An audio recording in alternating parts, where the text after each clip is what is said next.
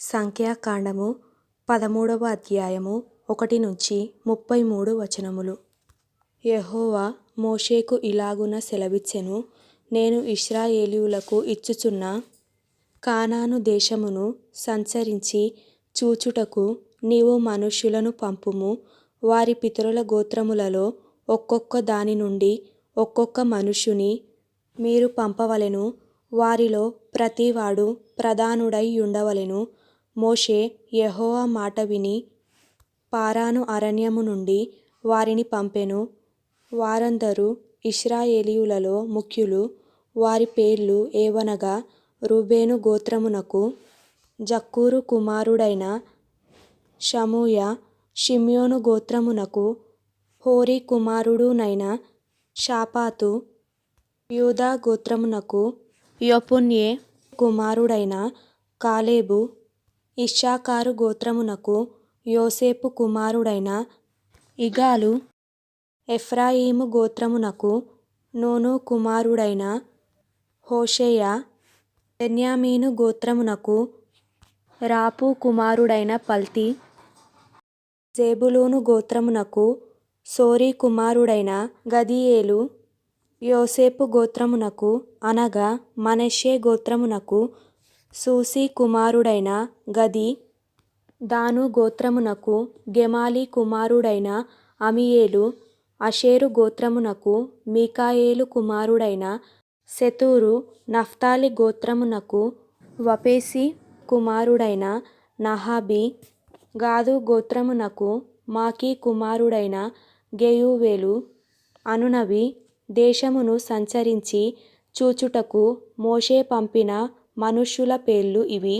మోషే నూను కుమారుడైన హోషేయకు యెహోషువ అను పేరు పెట్టెను. మోషే కానాను దేశమును సంచరించి చూచుటకు వారిని పంపినప్పుడు వారితో ఇట్లనెను. మీరు ధైర్యము తెచ్చుకొని దాని దక్షిణ దిక్కున ప్రవేశించి ఆ కొండ ఎక్కి ఆ దేశము ఎట్టిదో దానిలో నివసించు జనము బలము గలదో బలము లేనిదో, కొంచెమైనదో విస్తారమైనదో, వారు నివసించు భూమి ఎట్టిదో అది మంచిదో చెడ్డదో, వారు నివసించు పట్టణములు ఎట్టివో, వారు గుడారములలో నివసించుదురో కోటలలో నివసించుదురో, ఆ భూమి సారమైనదో నిస్సారమైనదో, దానిలో చెట్లున్నవో లేవో కనిపెట్టవలెను.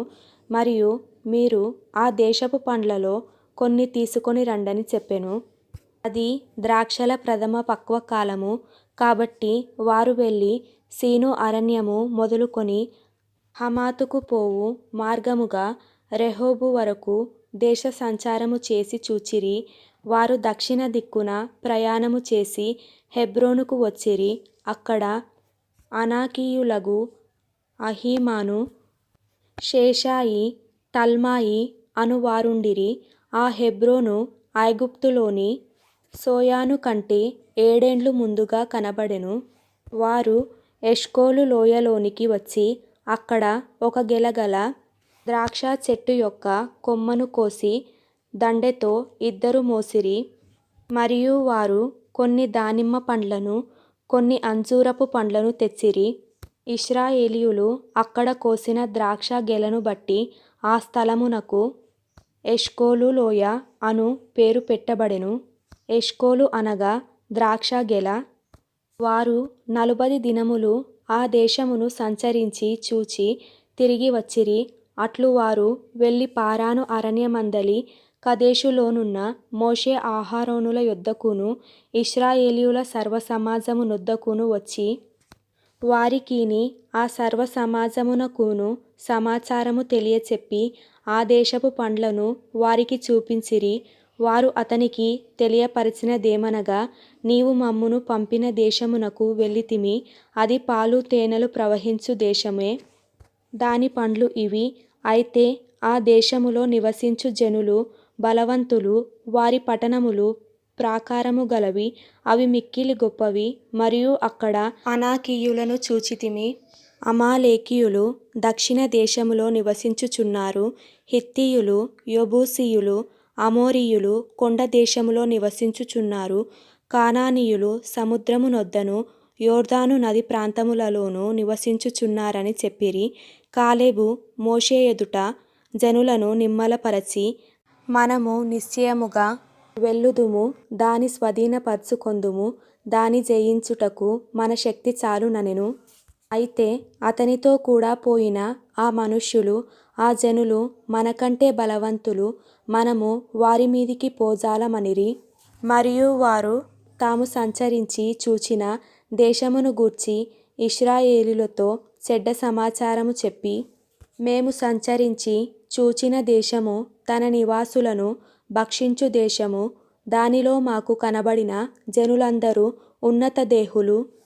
అక్కడ నెఫీలీయుల సంబంధులైన అనాకు వంశపు నెఫీలీయులను చూచితిమి. మా దృష్టికి మేము మిడతల వలె ఉంటిమి, వారి దృష్టికిని అట్లే ఉంటిమనిరి.